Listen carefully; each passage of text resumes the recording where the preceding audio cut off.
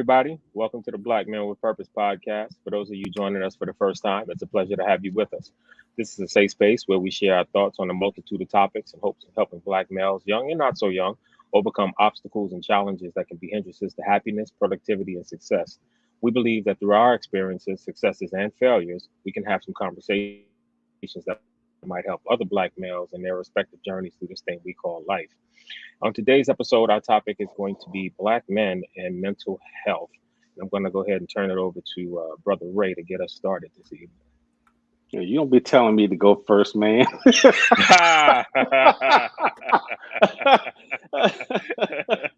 I've been That's wanting the to only do reason that. you volunteered I to go don't know first why tonight, you been isn't it? wanting to do that because you the bad actress. I don't know why you That's what I want to did. do that. Well, what I was gonna say, Ray, why don't you go first, man? You don't be telling me what to do, but that's okay. Mm, Yeah, I know I'm guilty of it, so it's all good. But mm, yeah, as yeah, it is definitely mental health awareness month.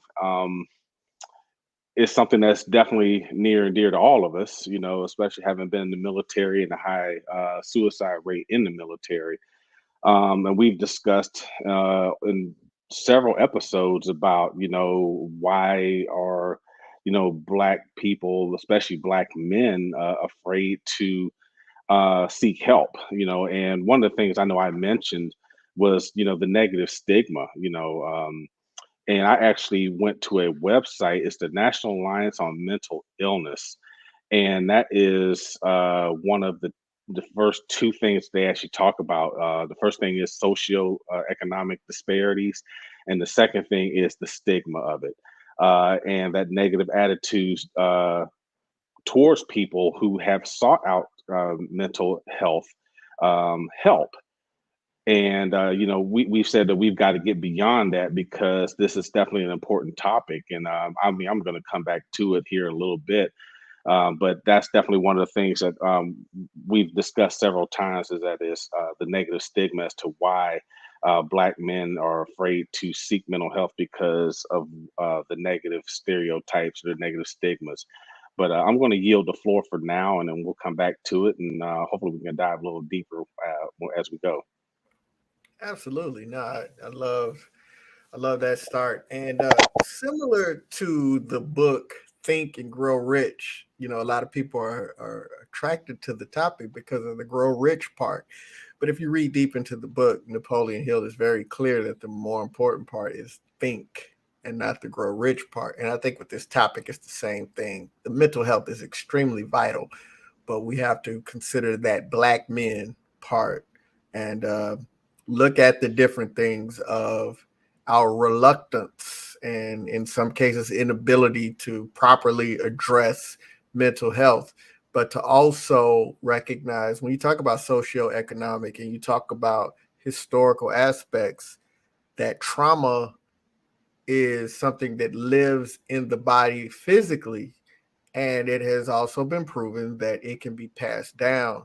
And so there's trauma and there's lived experiences and there's so many things impacting Black men that makes mental health is important to everyone because we recognize that it's a very important functional part of overall health.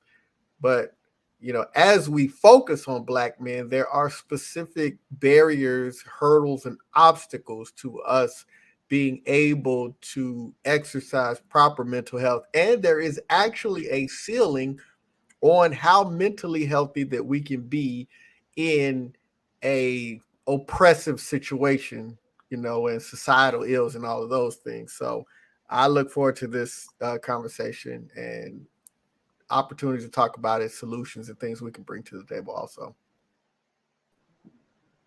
Yeah, and Great point. I think it's. Oh, go ahead, Go Rob. ahead. All right, go ahead. No, I'll just say something real quick, and I'll let you go. I was just gonna comment on what John just talked about with trauma, and I think about Dr. Angela Neal Barnett, who's a professor of psychology at. She's also the director of a program there for anxiety disorders among Black people at Kent State in Ohio, and she had a quote that says something like, because she was talking about traumatic events, right, and how they can be, they are, not can be, they are related to racism that's kind of been unrelenting for the black community. And her quote was something like, "In good times, racism is a stressor. In bad times, racism is trauma." Right. And so there's been over the years, obviously we've had a lot of bad times in the black community for a variety of reasons. And so we absolutely cannot discount the fact that generational trauma has been passed down, and it continues because of things that even we today as black people still deal with, and seeing violence inflicted upon our brothers and sisters within the black community. And while that's always gone on, it's more prevalent now, right? I mean, it's on the news all the time. It's on social media. You're just seeing what's happening to us by cops and so forth and so on. And so we have to kind of you know up our mental health vigilance and take precautions to guard against our mental health based upon trauma from racism and things of that nature. So I'll go ahead and let you go, Rod. That's a great point, and hopefully not too distracting. But to go back to what Ray and John spoke of, the question that comes to mind is, why do we care so much what other people think? Right. How the think part is really. Was that a question for us, Rod, or were you just making a point? No, that was I think you kind of cut out a little bit. So yeah. Okay, so that was just rhetorical. But going back to the Think and Grow Rich portion of the book by Napoleon Hill, just kind of makes you wonder, why do we give credence to what people think about us, right? Because it drives a lot of the choices that we make or don't make, for that matter. So that's one of the things that I hope we can delve a little deeper into, because mental health in the community is probably not going to get any easier, except to figure out ways to deal with it better.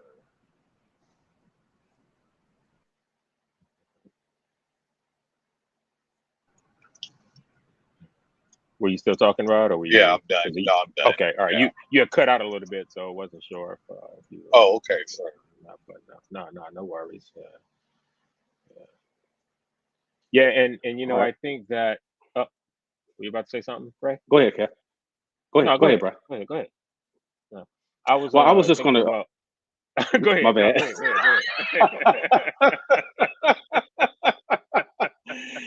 go ahead. That's what's horrible about us being online, not being in person with each other. But real quick, I was going to address what Rod said. Why do people feel?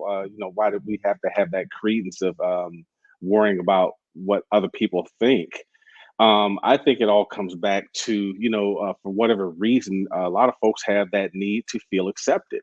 So rather than, I know for me.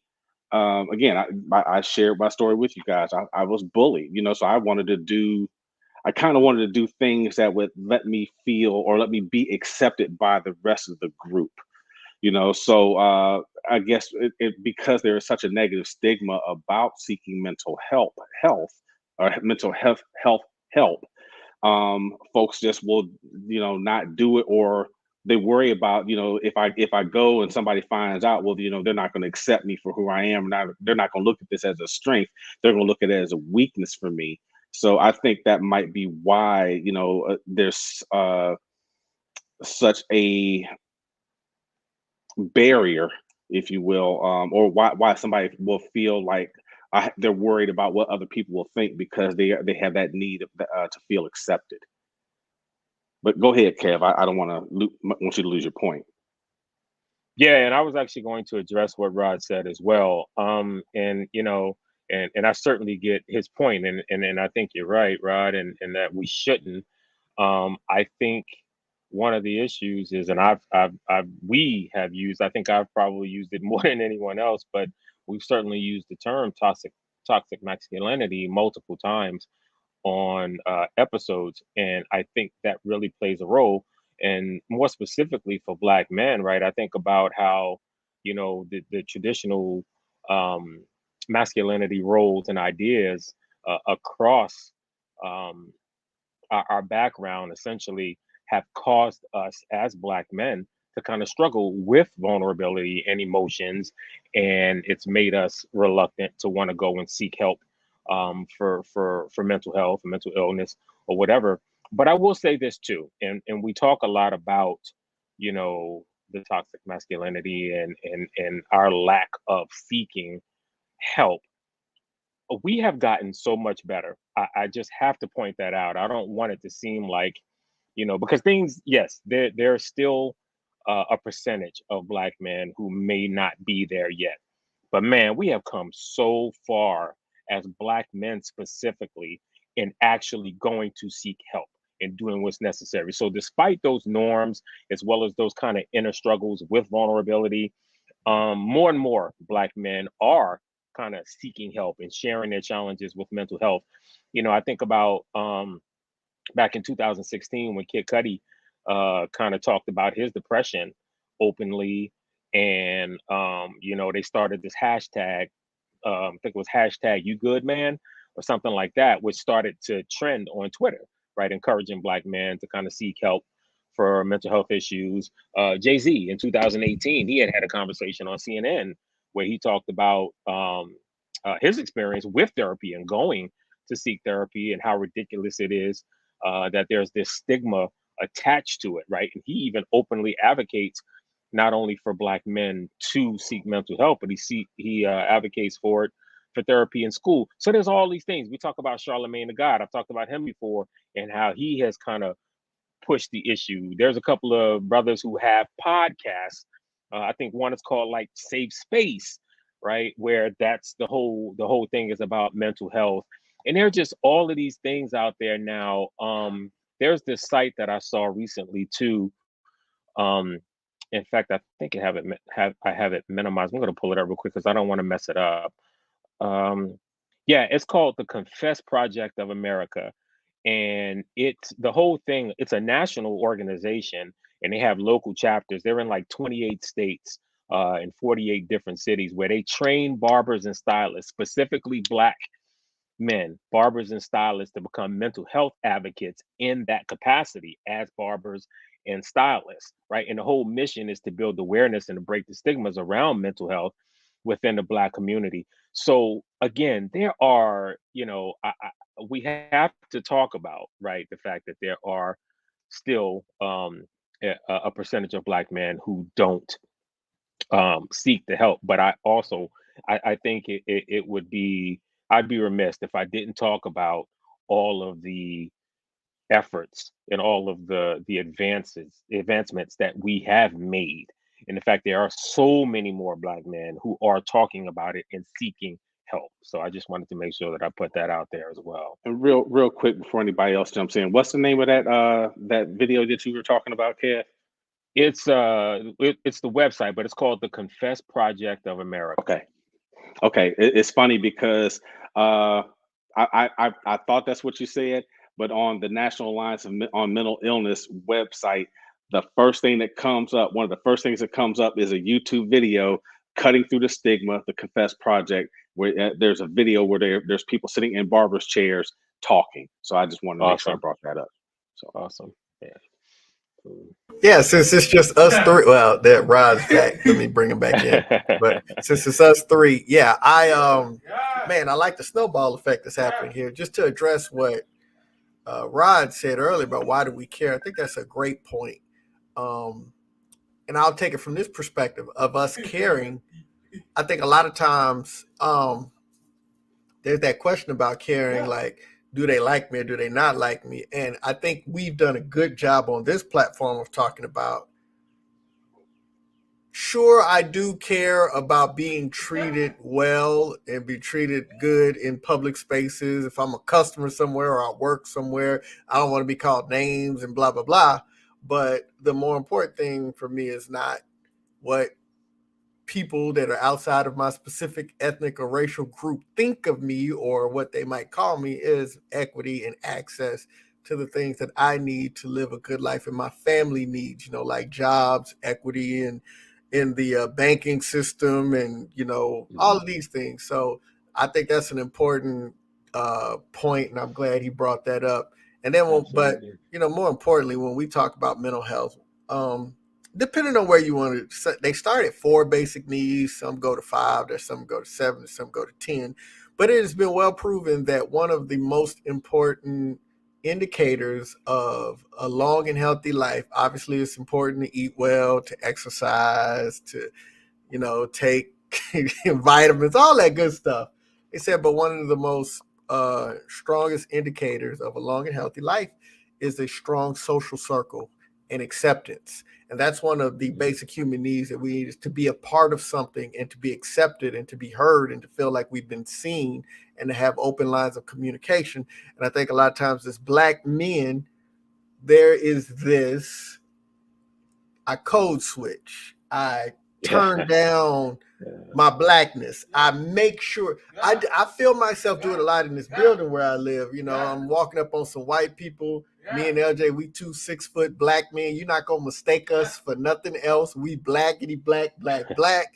And so it's like, well, let me smile and be pleasant. Like, I could be having a crappy day and not be in the mood. Like, F your feelings. I ain't smiling for you, but I understand that at its minimum, that could be problematic, because they'd be like, yeah, some mad Black man walking through the hallways. I don't know if he live here or not, because I'm upset. And all of a sudden, because I'm Black and I'm upset, the first question is, do you belong here? And I'm like, yeah, I do. Like most of y'all are doing what, anyhow. We understand that dynamic. And Absolutely. to have to be one way here, I'll never forget, man. It became a big tiff, man, because we had a planning for one of our national events. I got there early, and a couple of dudes got there and were like, well, man, Singletary, we just used to you smiling. And I mean, when I tell you that set me off, I said, what, you want me to do a little dance for you too? Like, I went off, man. And I felt a little bad because they didn't deserve that much heat. But I'm like, what you think I am, your toy? Again, I'm here to make you feel good about yourself. You can kiss my, that's what I was feeling. I'm really censoring myself. But Black men and mental health, there's a lot of shielding, protecting, hiding, navigating, moving, and it is mentally and emotionally exhausting. And Absolutely. that's why this conversation is important, because you look at it as these are just things that I have to do, and you never realize, like, think about life if the same way I talk to y'all, I could be talking like that in public spaces. Or I don't have to be worried about walking around a certain neighborhood and being upset and scaring people, or be in another neighborhood and see somebody that look like me and be scared. Like, it's just so much variance there.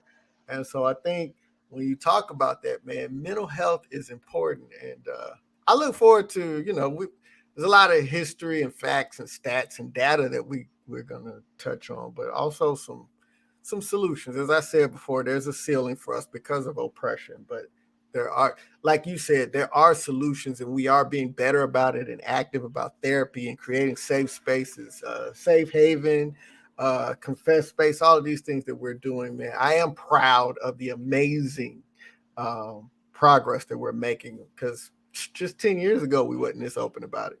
Absolutely. Yeah, there's no question about that. Yeah.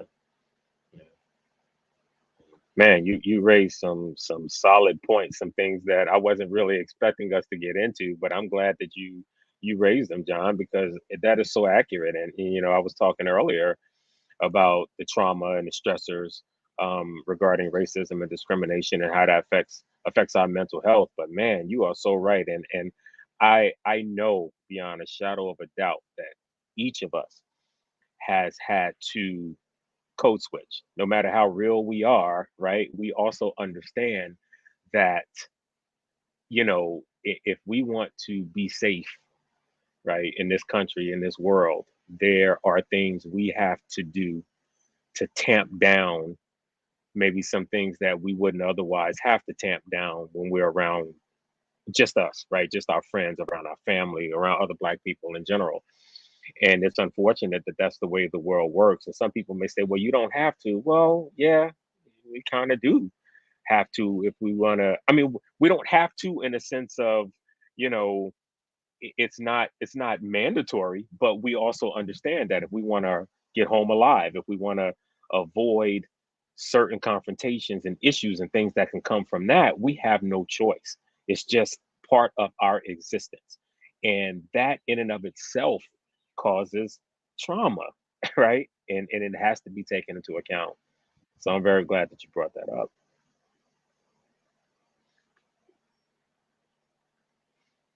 Are you still there, Rod? I don't know if you were able to. Yeah, yeah. Okay. All So, right. Cool. so great points. And so one of the things I did want to bring up, and maybe this could be in the potential solution column as we talk about that. But when I think about our need for validation, or the human need for validation, for that matter, because a lot of people have that. Some would say even that they suffer from that, right? But I do know that, for instance, if we started sooner with young African American boys and instilling in them the confidence that they need to lessen their need to feel validated, right? So one of the things that I, quite honestly, kind of always admired about you brothers, in particular, Sir Kevin, when he first joined the team, was that uh, it didn't matter what the world thought. He was always good with his thought, right? you know, and some people would consider that to be, well, they're arrogant or they're conceited, but the bottom line is that no, they're confident, right? It was instilled in them at some point along their lives, whether you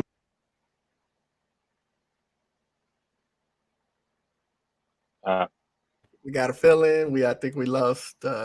yeah, I think we lost at least his Oh, volume, if did you nothing did else. you lose me? You Yeah, back now. no, we Did got you you hear back. me? We got you back. You just went out right in the Yeah, middle of what so you were saying. Yeah, oh wow. Yeah, so I was just saying, so your need to feel uh validated can be offset by the amount of confidence that's instilled in you as a young person, you know.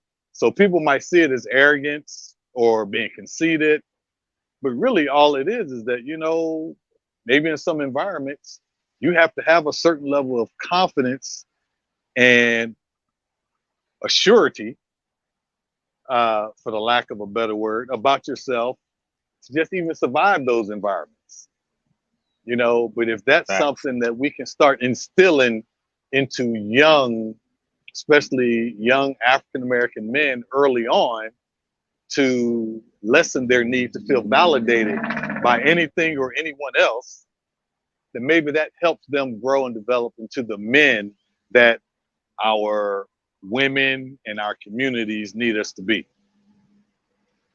And I'll turn it over to Absolutely. y'all, brothers. Yeah. Go ahead, Ray. You look like you were about to say something. I didn't want to cut you off again. No, I'm good, bro. Go ahead. I'm sitting here trying to. I'm listening. I heard everything Rod said, and I was starting to go somewhere, and I lost it. So go ahead. Yeah, no, and I agree with everything that you said, Rod, and that's why, and I think you may have cut off, or you fell off too, Rod, when I was talking about some of the strides that we've made and the advancements that we've made. Even though we still, obviously we still have some work to do, but I was talking about how far we've come with regards to the programs that are out there now and how many Black men are being upfront, right? And really talking about mental health challenges. And exactly what you said is why I'm very happy that you even have rappers, right? I talked about Kid Cudi, I talked about Jay-Z and a lot of other rappers and just, Black men who are celebrities in general talking about mental health, their own mental health and um seeking professional help for it and kind of, prodding other Black men and young Black boys to seek that same help. So yeah, I agree. I think it has to be instilled at a young age because it makes it harder to do right? When you get older, it's kind of like swimming. You know, if you don't learn to swim when you're young, it makes it that much more challenging as you get older to do it. So it's that same thing. So I agree. We do have to start young, and I'm very, very happy to see so many. You know, I talk about Charlemagne the God all the time because he's the first one that always comes to mind. He pushes it more than anybody else that I see. But it's great to see so many Black men who are out there and trying to get other Black men and young Black boys to do the same. So, Yeah, and of course, you know, the help to that is that when you have more of us men that have gone through things and experienced certain traumas, you know, willing and able to stand up and speak up about it, then it kind of lessens the blow for the younger people that are going through it that don't know how to deal with it. Where we've had to learn through our years of living and different experiences to realize that, you know, while it might have happened, you know, it's not something that you can't overcome. absolutely. You just have to have certain support systems in place, you know, support groups, people and outlets that you can reach out to. So, so it's a great opportunity out there because I think that, you know, one of the things that the young people in any community might struggle with is how to deal with the things that they're going through that make them feel less than or not as confident in themselves and their own God-given ability, right? How do they reach in and tap into that, you know? So, and I'm all for enrichment programs that you know, that maybe we didn't know about or have access to when we were younger. Right. So, because I think that all goes into helping people deal with those mental health challenges, which is merely, you know, how do I deal with and get through tough situations that make me feel a certain way, you know, and that struggle is real for a lot of people. So, Well, Rod, you said something, and you and Kev were both talking about it. It was, I know when you were talking about the appearance of being arrogant. I come back to that because I'm like, you know, just knowing how I grew up, um, being taught by my parents, and we were all, I know we were all taught by our parents that we had to be better than everybody else. You know, we were going to be looked at differently just because of the color of our skin. We were going to be thought of differently. We were going to be thought of as unintelligent or not as intelligent as the white person that's sitting next to us or whatever race of person was next to us. So we were taught that we had to be better than them in order to be able to get ahead. You had we also talked about you know, having to tone everything down. You know, that's where I'm going to put it. We've had to tone down our language. We've had to tone down the volume of how we're speaking because we don't want to appear as the angry Black man. You know, John just said something about that. You know, about, you know, how folks didn't deserve what he gave them back, you know, because they said they were always used to seeing him smile. Well, that wasn't mean that he was being step and fetch it. It was just that they were just used to, this is the behavior we're used to seeing. And John was, for whatever reason, was like a well, look, I'm not your puppet. I don't give a damn what you think. You know, so again, but John could have been having a bad day that day, but of Not course they might have step been and thinking fetch something it else. though. I know, right? I said it. I said it. So, but yeah, but the thing was, it always comes back to with us as Black men that we have to, we've always had to tone it down, you know, because for lack of better explanation, I guess the other folks look at us and they see our passion as anger, you know, and that's education for them. Just because I'm passionate about something doesn't mean I'm angry. And you can't paint me or paint Black people in this with the same wide paintbrush and say, well, look at them, they're angry all the time. Well, no, we may be passionate about a lot of things, and yeah, we may be angry about a lot of things, but maybe you need to learn how to tell the difference too, or at least ask me, well, are you, what's going on? Are you okay? Well, yeah, I'm passionate about this, so I think that's where the biggest outlier is that, again, there's confusion by others, and sometimes we do it with each other. Sometimes we confuse someone's passion with anger, and I yield the floor. Yeah. So since you say that, Ray, one of the things that people just don't think enough about is the fact that as individuals, you all have different experiences, right? Mhm. So people always want to place what they believe you're exhibiting through their own lenses, as Absolutely. opposed to recognizing Right. the fact that, oh, maybe his experience was different than mine. Let me help understand that more, and then maybe I can start to understand how he feels about it better. So, but that's a great point, and I think about it all the time because people being from so many different walks of life, having different experiences that have gone into shaping and molding them, taking the time to recognize that, oh yeah, they they had some different things going on when they were growing up, and so I don't know anything about that because that wasn't the world I grew up in. Right. But maybe if I spend a day you know in the life of or understanding what some of those experiences were, I might understand them better and their perspective better over. Yeah. I think it's unfortunate that not enough people in the world are, what's the word I want to use? I guess just willing, due to ignorance or just flat out refusal to think that way. I think you're right. I think both of you are right.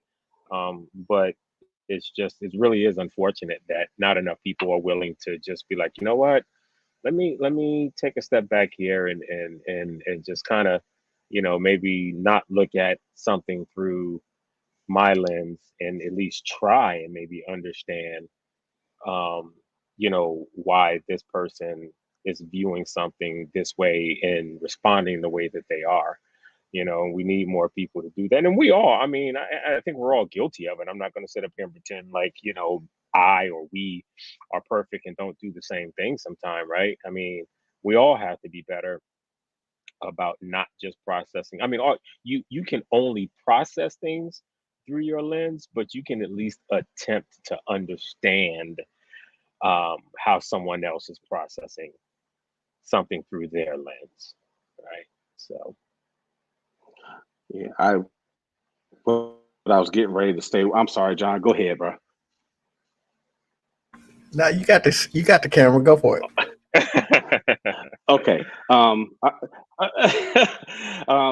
Rod and Kev, y'all are absolutely right, and I see it as, it's a state of denial.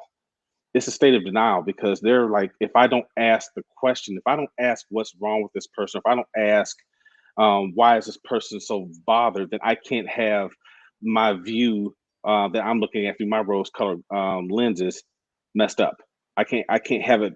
It won't be distorted because that's why it comes to me like where the CRT conversation. Well, I don't want my children to feel bad about something that had nothing to do with them. Well, it's not about them feeling bad. It's about them learning the truth. And that's the problem with this country is that they don't want to teach the truth. They want everything to be put through, rose-colored lenses, and for everybody to say, well, okay, well, slavery what couldn't have been that bad, or they're listening to Kanye. Well, slavery was a choice. Well, BS. BS. No, and until you can walk a mile in my shoes, don't sit here and tell me how I should feel. But they expect everybody to, be happy-go-lucky, and because that's what they choose to believe. But I yield the floor, man. Go ahead. No, absolutely. That's a big issue with mental health is the fact that you know that CRT example is a great example. So hey, man, my kids feel bad about it, this, that, and the other. And it's like, but you don't feel nothing about the fact that Black kids, our origin story is slavery. Like y'all talk about us like that's our genesis. Like that's all we've ever been with slaves. And then everything we're doing now is the first time Black people have ever been civilized. Like, but y'all are cool with that narrative. So yeah, it's trouble. So I love that idea of not the idea, the concept that needs to be deployed of, considering that somebody else's background is different. And it's hard, especially like some people don't tell you how their background is different. But like consider we're all men, but we've all been married or are married. I think everybody that's here now is married right now. I'm the been married, but we have women in our lives and they deal with issues biologically specifically related to women. We don't have any starting point for that, but we can show compassion. We can show, hey, look, I understand that during this time you feel this way, that way, and I can be compassionate and helpful during that time the best I could be. And I think a lot of times, so just to kind of turn a little corner about the mental health issue, I was talking with my therapist, and we've been working on this for the last few sessions, is we talk about I have a disassociative tendency from the first half of my life. So like from, early on to about just before I joined the military, it's kind of like part 1 and part 2 of my life. And like those memories of my prior to being 22, 23 years old, a lot of times what I was describing to her is, while I can pull up those memories, it doesn't feel like they're my personal memories. It just feels like I'm seeing a show. And so we kind of talked about it. And she said, well, after we went through a couple of sessions of unpacking stuff, she's like, wow, like, you before the age of 18, more than 10 of your friends have been killed. You had seen multiple people die in your presence due to gunshots and things like that. You had been yourself been shot and stabbed and, seeing your mom arrested, all of these things, and you normalized it to protect yourself. And then when you started the second half of your journey, Air Force and a different kind of people, I realized there was a part of me that was ashamed of the way that we lived and everything I had been through. So I had to shield that I was not that kind of person. And there was a part of me that was like, I'm trying to do something different. And there was a disassociation, but it was trauma because I couldn't heal because I was behaving as if all of this stuff that happened to me didn't exist.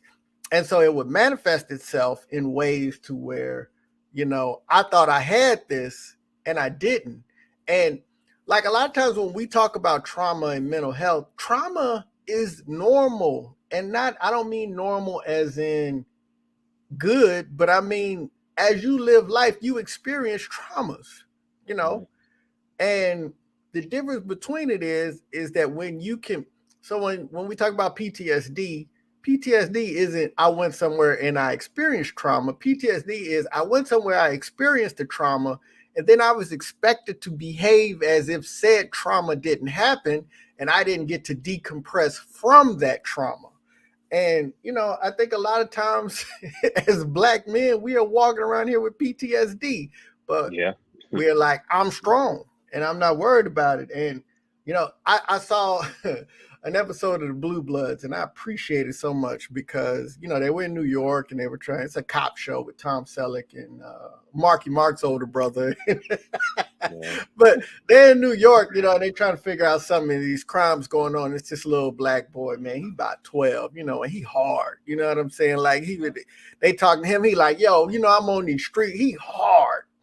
And I think, one of his brothers that got killed or something. And, he like, I got to get them back from my brother. And they had a touching scene where they were talking to him. And the cop was talking to him and he said, it's okay for this to hurt because this wasn't supposed to happen. And you love your brother. And they let this little boy cry and experience some normal emotions. And I appreciated that so much because they portray us so many times like we don't have feelings and we don't have emotions and we just tough and we just go through that. And not only do they portray us, but we put that onus on ourselves to walk through life as if we can handle all this stuff. And nothing could be further from the truth. And so to have those conversations is like one thing that I, when I'm talking to people and helping, I'm like, look, until you fully acknowledge that this is a problem, we cannot work through it, get around it, get over it, whatever. As long as we continue to act like this ain't a problem, we never can fix it.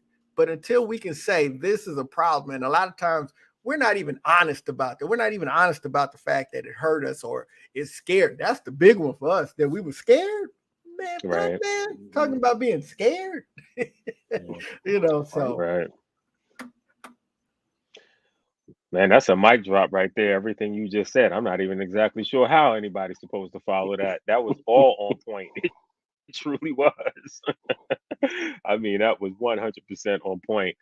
But one of the things I did think about, I can't remember who said it that triggered something in me, but I think about the fact that we have this mistrust, right, of the medical community, which is also one of the issues with some of the Black men who are still struggling to get to that point where they can admit, be vulnerable, and seek out mental health,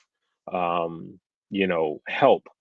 So, we have to find a way to try and overcome that. I don't know what the answer is, because even as I sit here today, there's still a mistrust, for me with the medical community, because of experiences that I just have had personally as a Black man.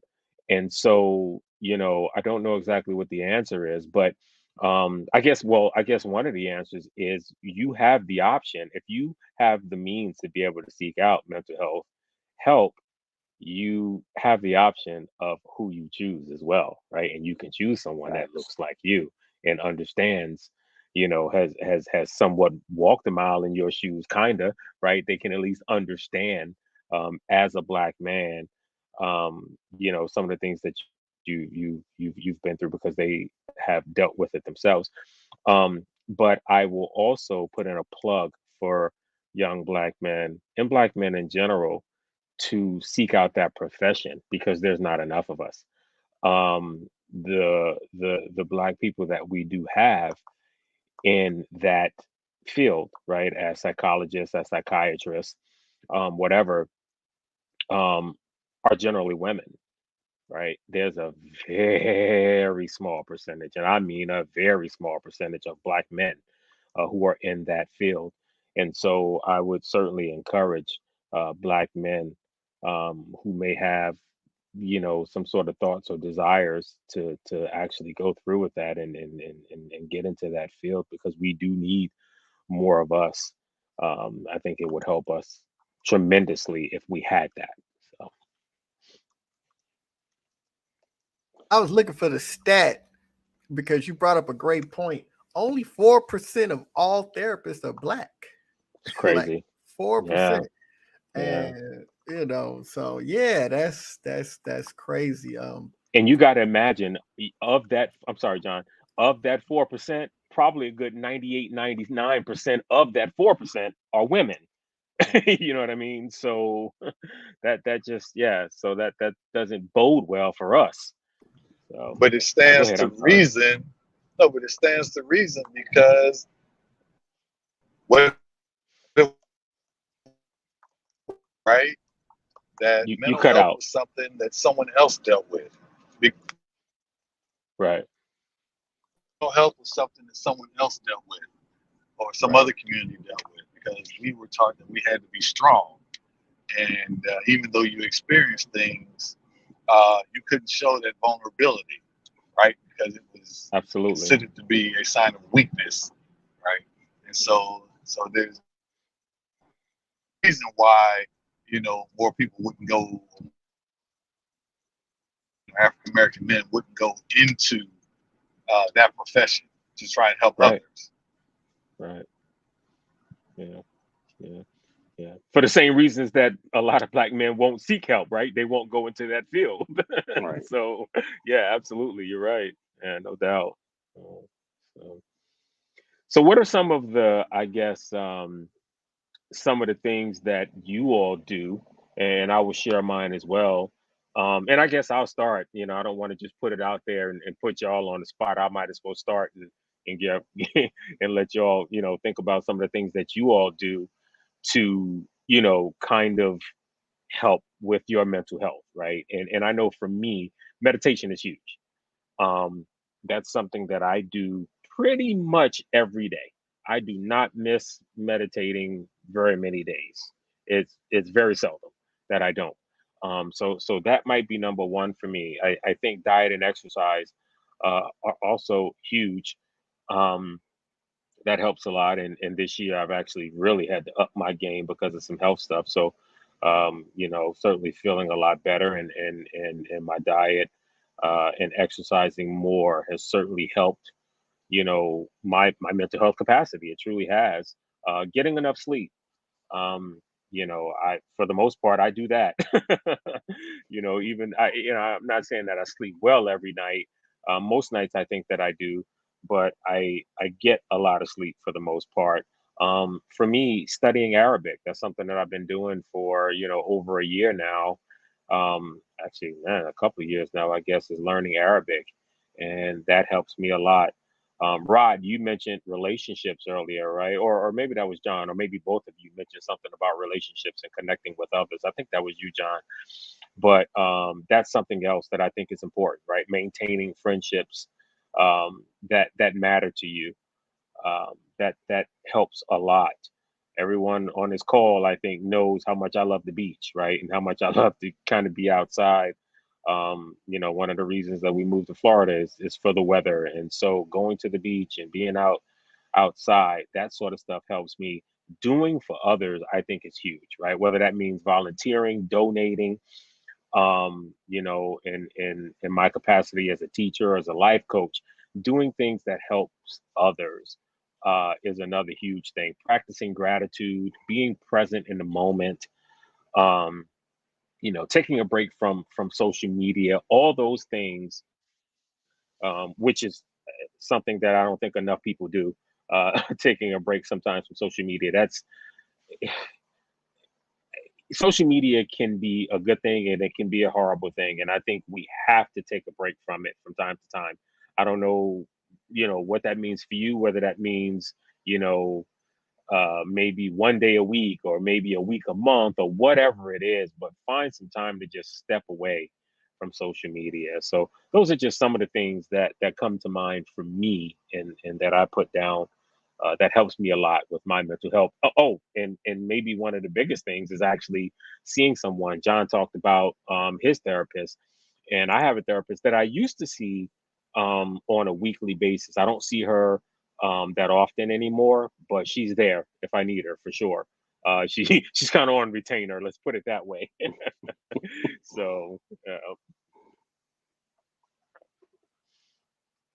Well, I know for me, So that's huge. go, So go ahead, Rod. Go ahead, Rod.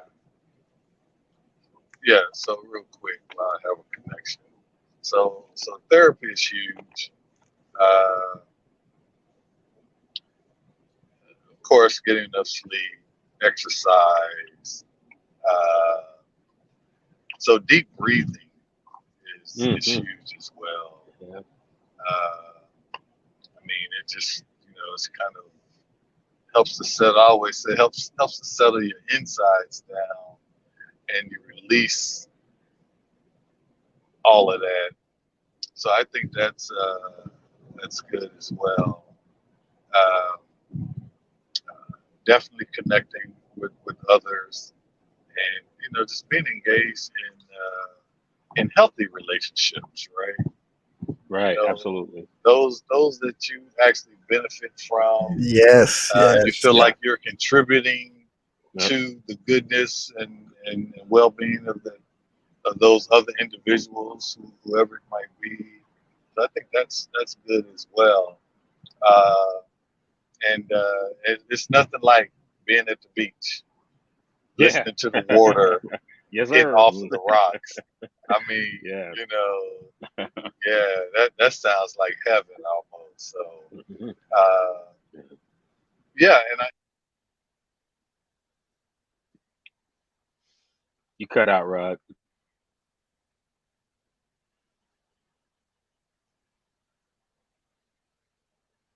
We may have lost them. All right. Well, I'll go ahead and jump in. Hopefully, he can get back in here. But yeah, one of the main things that you talked about, Kev, exercise. You know me, I walk every day.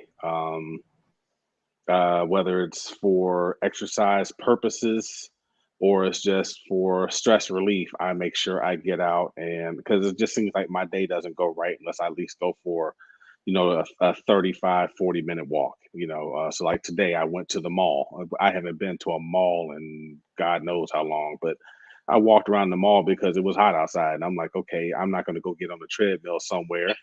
I'm gonna go walk through this doggone mall, and people watch, and I saw some sights that just made me shake my head and made me laugh, everything else. So it was well worth it, but at the same time, I got my walking in. Something else I do is, I talk things out with trusted individuals. Kevin's one of my main phone calls, my buddy Chris up in Delaware. Another one of my phone calls I need to make. My friend Ramona, or our friend Ramona, because Kevin knows her as well. She's a minister. I'll talk with her, about some things, So, and then the most important thing that I can do for me right now, honestly, is when I talk to my daughter. You know, um, you guys know I don't hide the fact that I missed 15 years of my daughter's life. And I get emotional with her. My daughter has seen and heard me cry because there's nothing wrong with it. I want her to understand there's nothing wrong with it. I want her to be able to turn around and come back to me and say, "Hey, Dad, I'm having a moment," or I just feel like I need to cry, and I'm like, "Well, baby, let it out. Let me have it. What's going on?"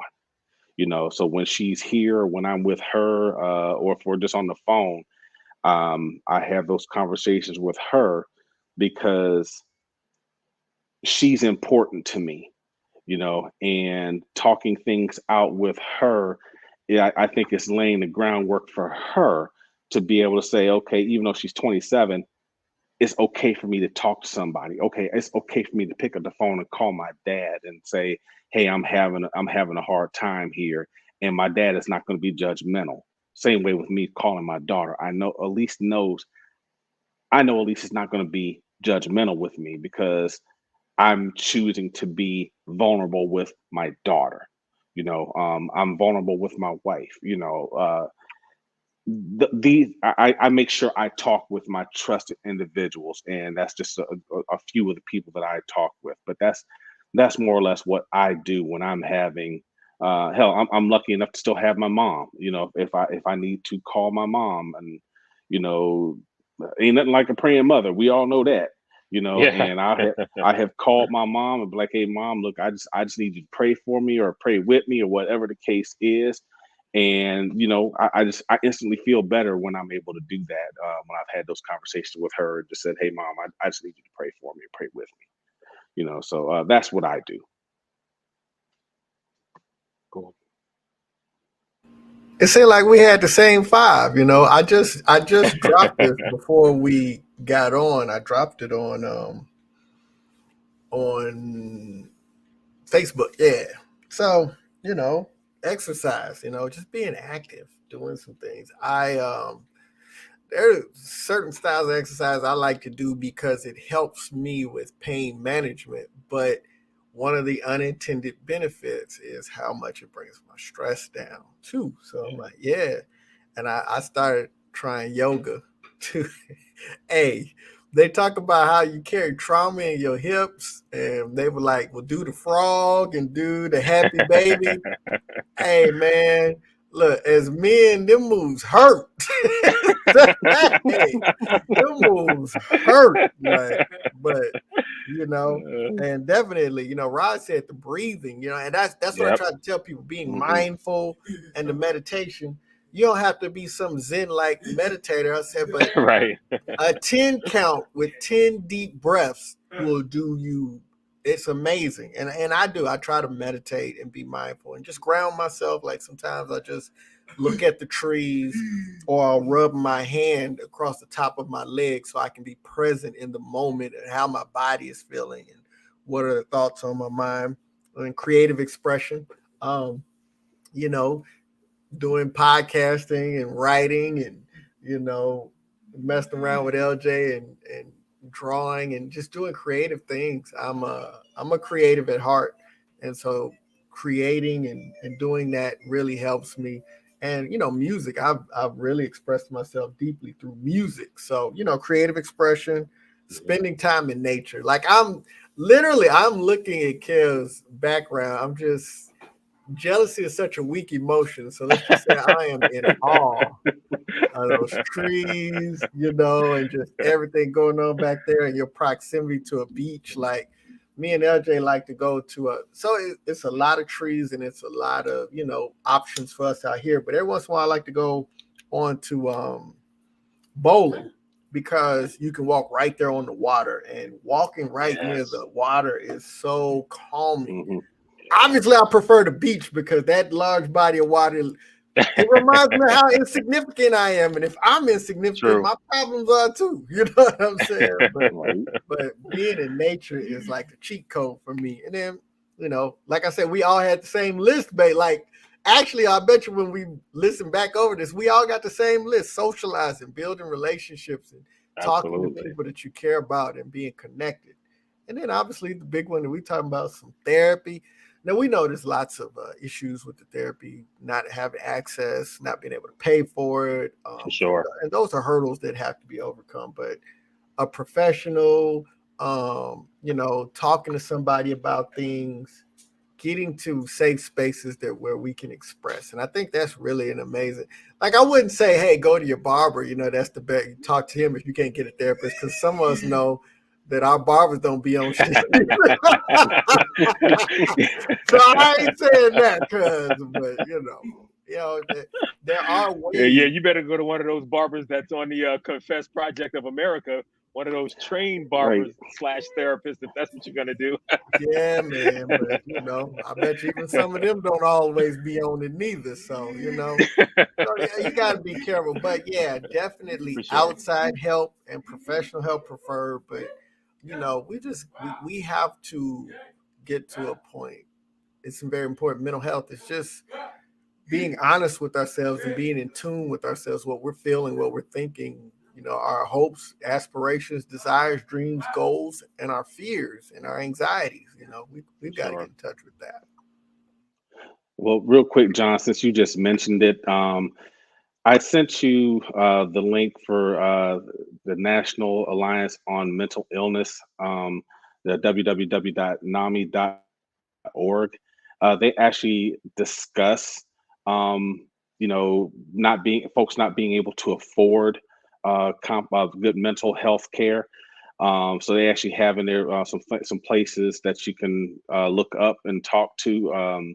The Black Emotional and Mental Health Collective, or also called BEAM, Black Men Heal, Black Mental Health Alliance. There's links right in there on that website. And it even says right here, if finances are preventing you from finding help, contact a local health or mental health clinic or your local government to see what services you qualify for.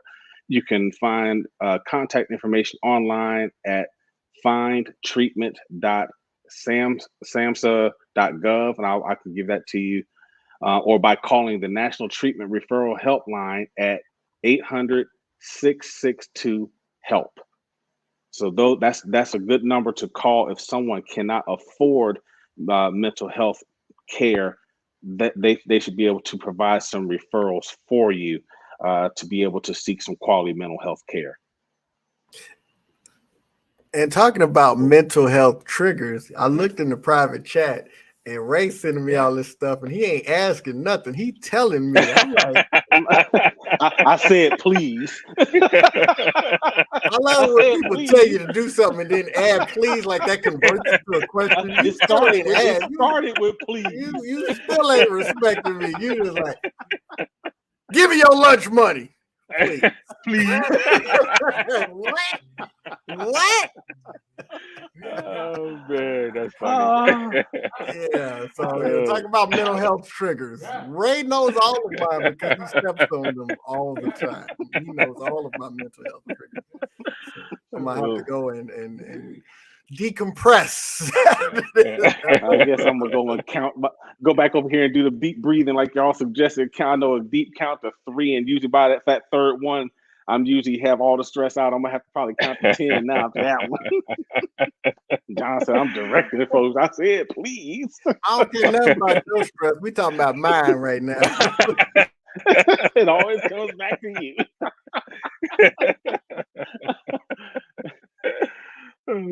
I forgot to mention massage and acupuncture. I do each of those once a month too. So if you can do that, well, I do golf. But, yeah. I paint the picture of whoever is getting on my nerves. I paint their picture on that golf ball and I swing for the fences, bro.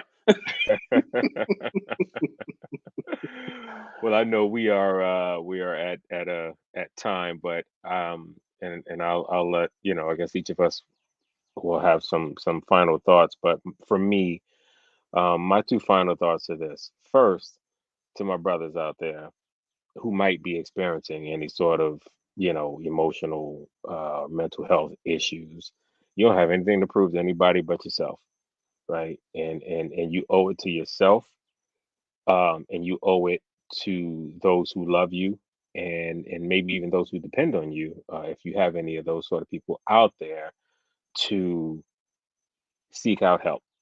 Seek out help and try to do what you can to get yourself well. Um, and then the second thing I will say is that there is no shame in seeking help. No shame at all. Just go out and do it.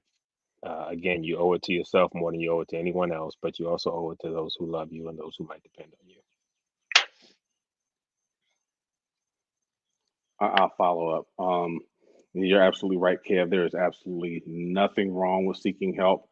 We all have sought help. We all still seek help.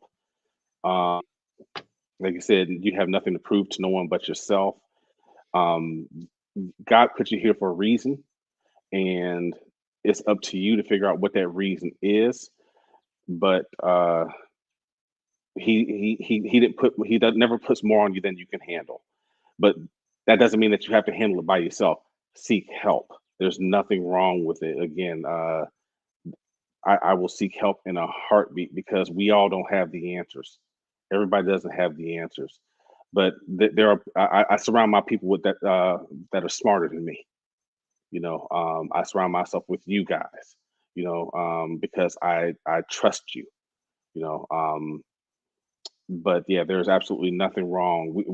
I venture to say there's a lot of us that have had family members who have died by their own hand. I know I have, and I would say for those who are watching that may have family members that are maybe on the fence, just keep an eye out on them. Make sure you check on them. Ask those key questions, and don't be ashamed to say, "Hey, are you thinking of harming yourself?" I ask that question a lot, and I've had people say, "No, I'm not. No, I'm not. No, I'm not." But then it was just that one person said, "Yeah, I have been thinking about it," and all I wanted to know was, what can I do to help you? Because that's what God put me here for a reason too, is to help you. So, yeah, there's nothing wrong with seeking help. Seek help, ask questions, and just stay in tune with your loved ones. And like you said, Kev, your loved ones need you. And personally, I want to talk to you and not about you. And I'll wrap up on that. Amen. So I would just say, first recognize and understand. Can you hear me? Yeah, we got you. Oh, okay. Yeah. Understand that you have value, and know your value and your worth, and understand that God places all here for an intended purpose. And so find strength in that, take solace in that, and just understand that you don't need anyone else to validate your existence, to validate your purpose, or to validate your worth. You find ways to do that yourself. And you know, it's a reason why all the important things that we need to get through this life are sometimes hidden in books. So I would just say, you know, value knowledge. For sure. You know, I know people say that they're not, you know, necessarily interested in degrees, and that's fine. But if you value knowledge and always be a life learner, you'll always find something that will help you navigate the obstacles of life. And just realize that you are important. You know, watch Help, the movie Help.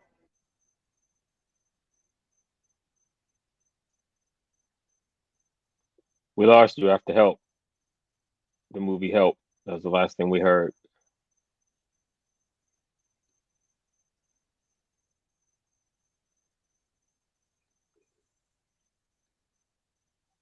All right. Man, he was breaking it down too. I don't want to He jump sure in and start was. talking. I know. Trying to see if he He come sure back. was, right? As usual, he was. Yeah, sorry about that if y'all lost me. Yeah, we lost you after the movie. You said After you Help, said help. and then we lost you. Yeah. Yeah, no. So I Yeah. said, because, you know, if you watch the movie and recognize how those nannies and caregivers instilled such value into the young people that weren't even their own children.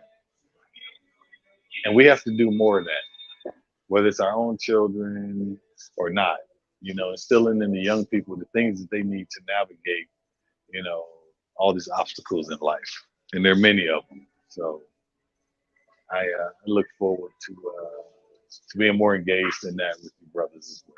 Thanks. Oh, absolutely. I was trying to find my mute button. Okay. So, with mental health, it's a person's condition in regard to, like your psychological and your emotional well-being. So understand it's well-being, that it's okay, specifically to Black men, specifically to young men. It is okay to be happy.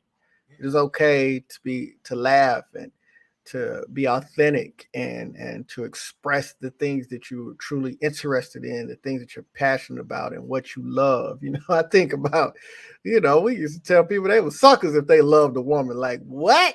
Let me tell you something. Loving a woman will change your life. You know what I mean? But all of these things, like, and I think that's really important.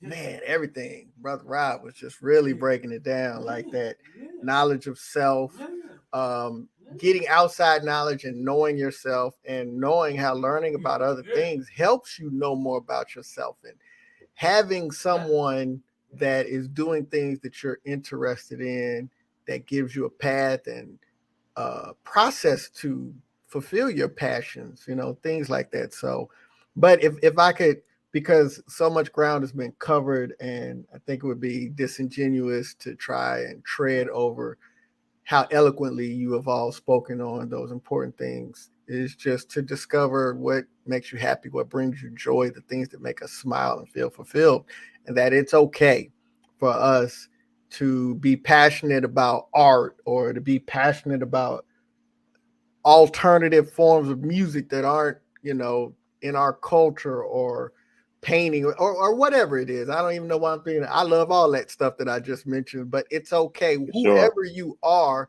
it's less important to be trying to become something that you're not, and more important to become exactly what you are, and that journey of being the most authentic version of who you are. And so the tools that you got to use for your mental health, so that you can travel that journey successfully. So I definitely encourage young men to do that. All men to do that. For sure. And with that, we want to thank each of you for taking the time to join us. As we wrap up this week's episode, I want to leave you with a quote by an unknown author who said, Black mental health matters today, this month, and every month. Seeking help with mental health is always a sign of strength and not weakness. Until next time, peace.